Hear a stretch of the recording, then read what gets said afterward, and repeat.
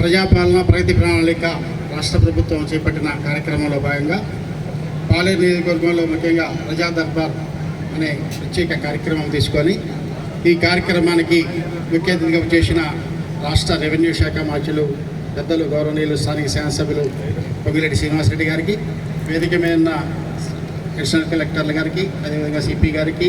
అదేవిధంగా market committee chairman గారికి, వివిధ గ్రామాల సర్పంచులందరికీ, ఈ కార్యక్రమంలో పాల్గొంటున్న జిల్లా అధికారులు, మండల అధికారులు, అదేవిధంగా సమస్యలపై వచ్చిన సోదరి సోదరులందరికీ నా హృదయపూర్వక నమస్కారాలు. మరి గత 2.5 సంవత్సరాల క్రితం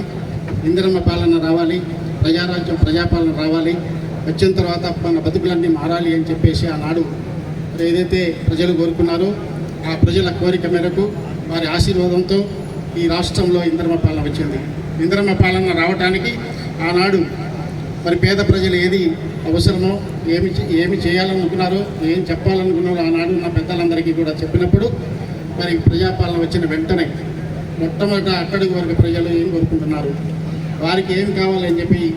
ఒకసారి పరిశీలన చేస్తే వచ్చిన వెంటనే 24 గంటలు తిరగముందే ఆనాడు ఇచ్చిన హామీ ప్రకారం మహిళా సోదరిమణులందరికీ కూడా ఉచిత బస్సు ప్రయాణం చేయడం జరిగింది. అంతేకాదు, ఎవరైతే గత 10 సంవత్సరాలుగా రేషన్ కార్డులు కావాలని ఆఫీసుల చుట్టూ తిరిగినా ఒక కార్డు ఇవ్వలేని ఆ ప్రభుత్వానికి మరి ఈనాడు ఎక్కడ అడిగితే అక్కడ ఎవరు అర్హత ఉండే వాళ్ళకి మరి అందరికీ కూడా రేషన్ కార్డు ఇచ్చిన ఘనత ఈ 2.5 సంవత్సరాల్లో ప్రజాపాలన ప్రభుత్వానికి దక్కిందని చెప్పి తెలియజేస్తా ఉన్నాం. అంతేకాకుండా గృహ నిర్మాణ శాఖ మంత్రులుగా, స్థానిక శాసనసభ్యులుగా ప్రతి నియోజకవర్గానికి 3,500 ఇళ్లకు తగ్గకుండా సుమారుగా 4.5 లక్షలు రాష్ట్రంలో గృహాల నిర్మాణం చేపట్టిన ఘనత కూడా మరి ప్రజాప్రభుత్వానికి దక్కింది. అంతేకాకుండా ఇక్కడ తెలంగాణ ముఖ్యంగా ఖమ్మం జిల్లా లాంటి జిల్లాల్లో మరి వ్యవసాయం మీద ఆధారపడిన అనేక మంది రైతుల కోసం ఒకవైపు రైతు భరోసా, రైతు రుణమాఫీ, అదేవిధంగా సన్నధాన్యానికి బోనస్ ఇవ్వడమే కాకుండా ప్రతి గింజ కూడా కొంటున్న ప్రభుత్వం ఈ రాష్ట్ర ప్రభుత్వం ఇందిరమ్మ పాలనలో ప్రజాప్రభుత్వాన్ని తెలియజేస్తా ఉన్నాను. ఎన్ని కార్యక్రమాలు ఒకవైపు చేస్తూ ఉంటే కొంతమంది 10 సంవత్సరాల్లో ఒక కార్డు ఇవ్వలేని వాళ్ళు, ఒక ఇల్లు ఇవ్వలేని వాళ్ళు, ఒక సంక్షేమ పథకాన్ని సరిగా అమలు చేయని వాళ్ళు మరి ఈనాడు రోడ్లు ఎక్కేసి ప్రభుత్వాన్ని బదనాం చేయాలని చూస్తున్నారు.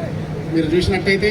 ఎప్పుడూ లేని విధంగా గత 2 సంవత్సరాలుగా ఆ దేవుని దయ వల్ల, అదేవిధంగా తెలంగాణ రాష్ట్ర ప్రభుత్వం ఇస్తున్న అనేక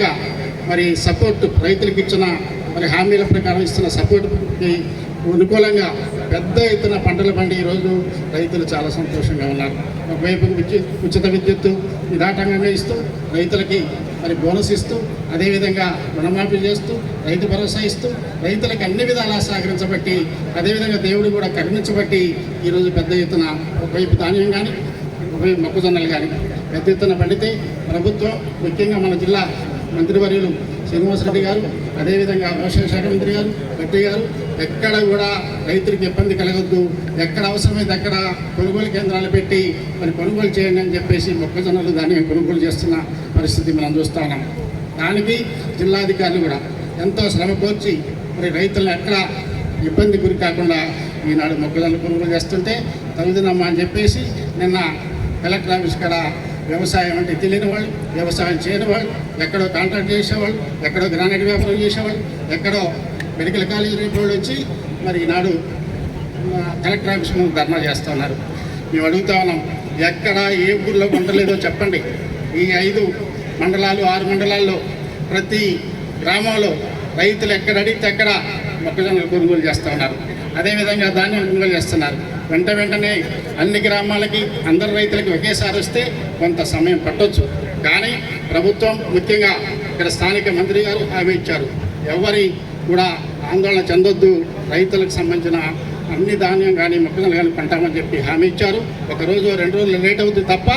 తప్పకుండా కొంటామని చెప్పి హామీ ఇచ్చారు. మరి ఈ విధంగా గత 2.5 సంవత్సరాల్లో మనం ఏం చేశాం, దాని మీద ప్రజల అభిప్రాయం ఏంటి, భవిష్యత్తులో ఇంకా 2.5 సంవత్సరాల్లో